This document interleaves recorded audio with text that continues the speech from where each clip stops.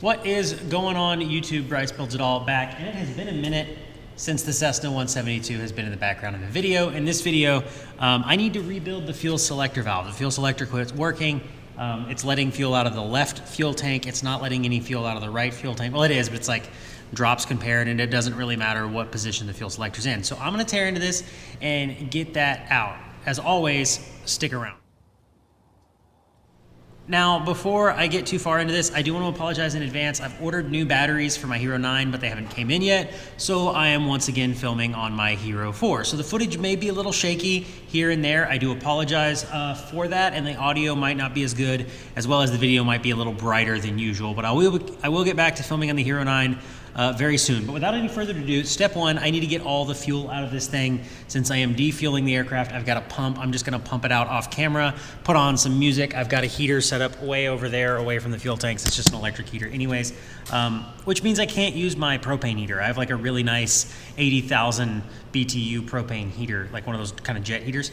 But I don't wanna use that in a hangar or in a closed hangar while I'm defueling an aircraft, because it's currently the once a year Texas freeze that everybody panics over and goes and buys all the bread and milk. I don't know why they do this, but they do this. It's only 40 degrees. It's actually not that cold, and I've got plenty of layers on, so I'll be fine. I'm used to it. But I'm gonna get this fuel out, and then when I catch up to you, I'm gonna have the interior out as well, and I'll be pulling the fuel selector. I'll show you where it's at, kind of how you get down to it, and all that stuff. Step one is to get everything taken apart. I'm hoping you can see most of this. Now this airplane, fortunately the carpet, which is right there, comes out pretty easily without pulling the seats.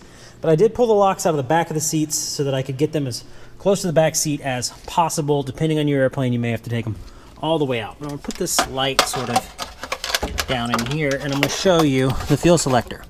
It is right here. So in order to get this thing out, I'm gonna have to take this screw, and then I'm hoping you can see my fingers, these three fittings. Pretty easy once the fuel is drained out. I realize it's very dirty inside the floor, but to get to that, I'm gonna have to start with this pedestal and get the actual selector handle off. Now I've done this off camera. There is the bane of my existence in there, a roll pin. So once you get that roll pin out, you should be able to pull the selector off, then take this pedestal out. You may have mic jacks or something in here, so be careful when you do that. But you'll be able to get this pedestal out and then disassemble the drive, or the universal shaft that goes down to it. Okay, so I did a little bit of work off camera, but I want to show it to you so that you understand. I went ahead and I pulled this off because on this model, 172, there's no way to take this universal joint off the fuel selector without it already being out. So I went ahead and took it off of here, and then down in here, I'm hoping you can see, I took the 3 lines off and I loosened these 2 screws. Now, loosening these 2 screws here and here was actually really easy. They put a hole in the floor right here for you so that you can put a screwdriver, I'm kind of showing it to you, so you can put a screwdriver down through this hole and get to those screws. Now, none of this stuff should be terribly tight. The fittings are aluminum, and these are only like number 8 screws, so it shouldn't be crazy tight. If it is, somebody went a little too over the last time they did it. I will say this, it would really help if you had some stubby wrenches. The 2 outlets on this one are an 11/16, and the main to the actual engine supply is a 7/8. So left and right tank are 11/16, and then the line to supply the engine is a 7/8. So if you have some stubby wrenches, those will definitely make it help. But I'm gonna go ahead and take these 2 screws out. I've got my 3 lines out. There will be some residual fuel that drains out into the floor. It is what it is. There's not a lot you can do about that. So once I get it out, I'm gonna try to snake this down through this hole and then pull the fuel selector out of this hole kind of as one unit. And I'm doing that for a very specific reason, which I'll show you once I have it out. Okay, so I have the fuel selector valve out and on the bench. Now, the reason I did not take this long arm off in the aircraft is because there is a roll pin right here. So I'm gonna drive that roll pin out with a punch. Not this punch, it's way too big, but I'm gonna drive that roll pin out with a punch. And the problem is there is a ball and a spring inside this end of it. Now that spring is what gives you that positive click, click, click detent, and you don't wanna drive this roll pin out without securing that ball and spring, because if you lose that ball, or if you lose that spring, they're very hard to order. Nobody really stocks those, So they're very difficult to order, and they're a pain in the butt to find, especially if they fly out and go in the grass behind the hangar, and then you have to look behind the hangar with a magnet for a couple hours trying to find either one of those. Don't ask me how I know that. It wasn't like 10 years ago that I did this exact same thing and had the ball go flying, but allegedly, I don't know. So anyways, I'm gonna get this roll pin out, and I'll show you that spring and ball when I get it out, and then I'll take the top plate off, I'll take these side plates off, and I will begin to rebuild it. Now, if you're going to clamp this thing in a vise to take out these fittings or any of this stuff,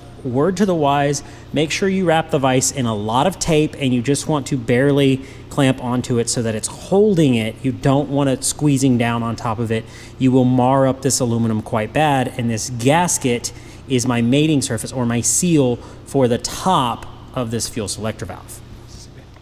Okay, there is the ball right there. There's the spring, and there's that roll pin I was talking about, and now I have this thing off. I've got a light there, but that's besides the point. So now that I've got this off, again, these screws here should not be that tight. Neither should the fittings on the side. They're sealed by an O-ring. You can actually see where this thing was leaking on this side. So I've got my McFarlane O-ring kit for this thing. McFarlane doesn't sponsor the channel. Honestly, nobody sponsors the channel, but they have a lot of Cessna products. If you weren't already familiar with them, they make Cessna seat rails, they make cables, they make fuel selector O-ring kits. They make all kinds of stuff for Cessna. If you need quality parts for Cessna, I highly recommend them, especially for their seat rails.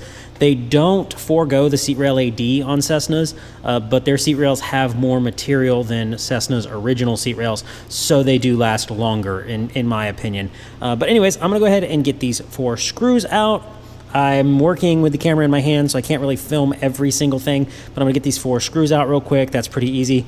It's just a matter of taking a screwdriver and, you know, bam. What I'll do is I'll loosen one, and then I'll tighten it back down, and I'll loosen the other one, tighten it, loosen, tighten, loosen, tighten. Just kind of to break torque on everything, and then I pull them all out. They really aren't that tight. They're not supposed to be, but let's get this thing out.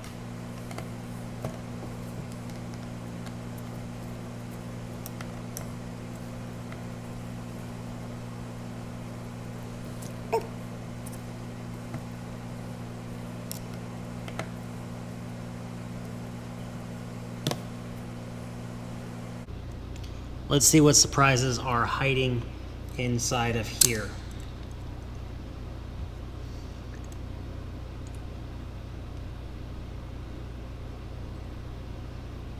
Oof. All right.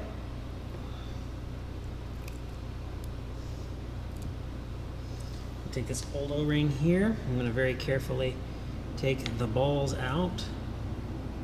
I'm going to set them over with these screws so I don't lose them.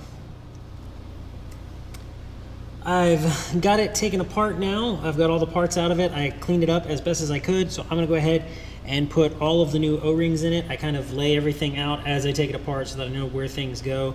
I don't need that. I know where things go as I put it back together. Like I said, all the brand new O-rings are here. How I'm gonna do this when I put it back together is I'm actually gonna put the cam in first, because that goes in here, then the little balls go in, these O-rings go in, the big ball, this spring, and then this piece goes on the end, and that's actually what controls the selector. So as this little cam comes around, and maybe I'll draw a diagram of this, as this little cam comes around, it pushes this ball onto this ball and opens one side or the other, and then off is obviously with both of them completely shut. So I'm gonna get all the O-rings in it, get it put back together, and get it put back in the aircraft. Okay, I got all of the O-rings replaced, got the gasket put back in, got this thing put back together. Now it is time to put it all back in, and I'm gonna show you how I'm gonna do that. I'm actually gonna go in right here and sort of reach underneath, and grab from here, and then I'll pull the center drive shaft up. It's gonna have to take some finagling. It took some finagling to get it in here, or out I should say. Let's see, try to get it low enough where it'll come down. There we go. And then just come in and set it sort of in place. Come on. Come on now. Go to your home. There we go. Okay. Now that that's in, before I put the lines in, I'm going to take the 2 screws that held it in place, and I'm going to put the 2 screws in it. Okay, we have got it installed. Now, I will say, I didn't mention this, but I'll try to show you what I'm talking about. The roll pins in this shaft are offset on both sides so that it can only go back together one way. And what I mean by that is you don't really need to worry about clocking it and making sure that off is off or left is left or right is right, because the roll pins are offset. So it only goes into the selector arm one way, and it's offset at the bottom. So it only goes in the top of the fuel selector one way. So without power tools and drilling new holes, there's not really a way that you can put this back together wrong and it not work. But it is back together. I've got it put in. Before I do anything else, I'm going to go ahead and fill it up with some fuel. I'm going to troubleshoot the right fuel cylinder. I'm not going to show you that. I think it just might be getting caught on something because the right tank fuel cylinder is getting stuck on fuel. But anyways, I'm going to get some fuel in it and leak check everything, and then we'll put it back together. All right, it is full of gas and there are no leaks. I checked it. How I did that was I pulled the fuel strainer, put a bucket underneath it, obviously. But I pulled the fuel strainer, put it off, no fuel, put it in right, got fuel, put it in both, got fuel, and put it in left and got fuel. I also checked that the fuel cylinder was correct, and it is. So all of that should all be good to go. I'm going to go ahead and put everything back together. I do wish it was actually that easy, but anyways, it's all back together now. I find that it's easier to pull the pedestal out first because the carpet actually goes underneath it. I pulled the carpet out first when I took it apart, but if you're getting out of the fuel selector, take this off first, then that way the carpet will just come up and get out of your way. But there you go. That is going to do it all for this one. It's been real and it's been fun, but it hasn't been real fun. Fortunately, it hasn't been that cold, but I am done with it. So more to come on this. I've got a whole bunch more videos coming. I might do a story time with one of my owners. A bunch of things have happened off camera to him. The fuel selector valve failed on him in this aircraft.